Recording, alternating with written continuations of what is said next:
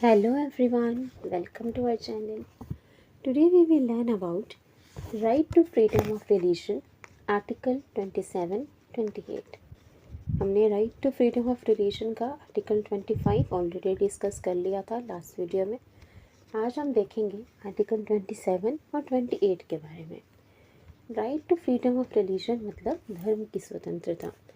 तो उसको हम देखते हैं आर्टिकल 27 और 28 क्या कहते हैं। Freedom from taxation for promotion of a religion. Article 27 states that the state should not spend the money collected by the way of taxes for the maintenance of a particular religion. मतलब state के पास, सरकार के पास जो tax से पैसा आता है, जो लोग टैक्स जमा करते हैं उससे सरकार के पास पैसा आता है। तो जो स्टेट के पास टैक्स के थ्रू पैसा आ रहा है, टैक्स से जो पैसा आ रहा है वो उसको किसी एक सिंगल रिलीजन की मेंटेनेंस में नहीं लगा सकते। मतलब एक ही धर्म के कार्यों में वो सारा जो टैक्स का पैसा आता है उसको खर्च नहीं कर सकते। The tax money can be spent for the maintenance of all religion.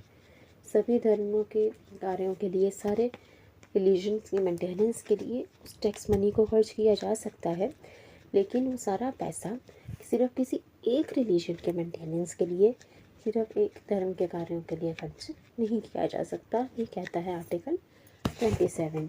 Freedom from taxation for promotion of a religion. State के पास जो भी टैक्स मनी आती है वो किसी एक पर्टिकुलर रिलीजन के मेंटेनेंस के लिए उसे स्पेंड नहीं कर सकता। ऑल रिलीजन मेंटेनेंस के लिए स्पेंड कर सकता है, सभी धर्मों के कार्य के लिए खर्च किया जा सकता है। नेक्स्ट देखते हैं article 28। Freedom from attending religious instructions. ये इंस्ट्रक्शंस होगा यहाँ पर। Freedom from attending religious instructions. Article 28 जो है वो डिवाइड करता है एजुकेशनल इंस्टीट्यूशंस को 4 टाइप्स में। एजुकेशनल जो इंस्टीट्यूट है उनको 4 तरह में डिवाइड किया गया है। पहला, institutions Holi owned bye the state. ऐसे इंस्टीट्यूशन जिसको होली मेंटेन और ऑन स्टेट कर रही है, मतलब स्टेट ही उस इंस्टीट्यूशंस को सरकार चला रही है, उनको स्टेट ही ऑन कर रही है, स्टेट ऑन इंस्टीट्यूट्स हैं, ठीक है। Institutions administered by the state but established under any trust. ऐसे इंस्टीट्यूट जिसको एडमिनिस्टर तो स्टेट कर रही है, मतलब उसकी देख रेख मैनेजमेंट स्टेट कर रही है, लेकिन वो किसी ट्रस्ट के अंदर बनाए गए हैं, but they are established under any trust. Third है institutes recognized by the state.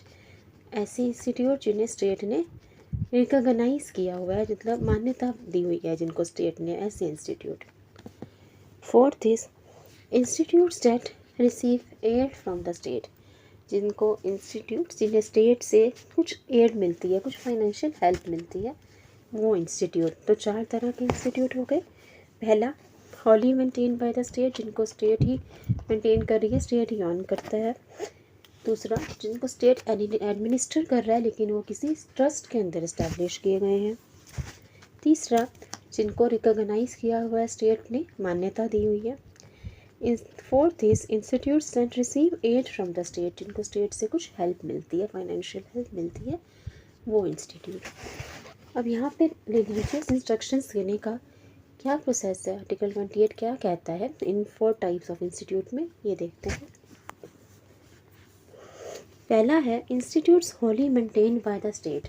वो इंस्टीट्यूट जिनको सरकार चला रही है, पूरा वही मेंटेन कर रही है, वही ऑन कर रही है। उसमें क्या होता है रिलीजियस इंस्ट्रक्शंस देने का। Religious instructions can not be given are prohibited in such institutions.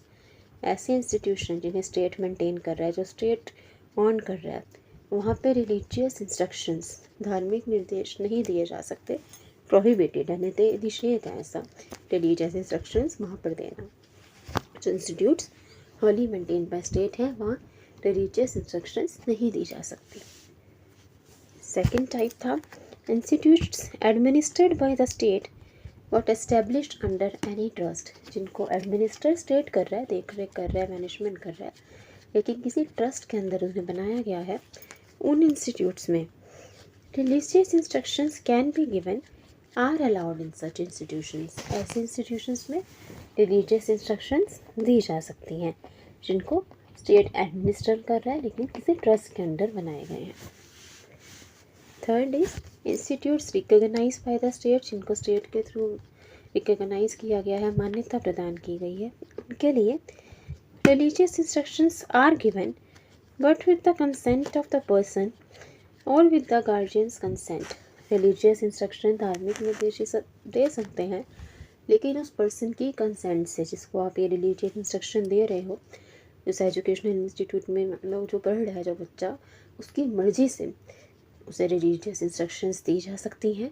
और अगर वो माइनर है तो उसकी गार्जियन के कंसेंट से। ठीक है, तो बिना उसकी मर्ज़ी के या बिना उसकी गार्जियन के कंसेंट के, बिना उसके गार्जियन की मर्ज़ी के इन इंस्टीट्यूट में रिलीजियस इंस्ट्रक्शन नहीं दी जा सकती। Religious instructions can be given in the institute recognised by the state but with the consent of the person और गार्जियंस कंसेंट। ठीक है, अगर माइनर है तो गार्जियन का कंसेंट चाहिए होगा। बाकी institutes that receive aid from the state, जिनको स्टेट से कुछ एड मिलती है, पैसों की मदद मिलती है, फाइनेंशियल हेल्प मिलती है, उनके लिए क्या है, religious instructions are given but with the consent of the person और विद द गार्जियन कंसेंट।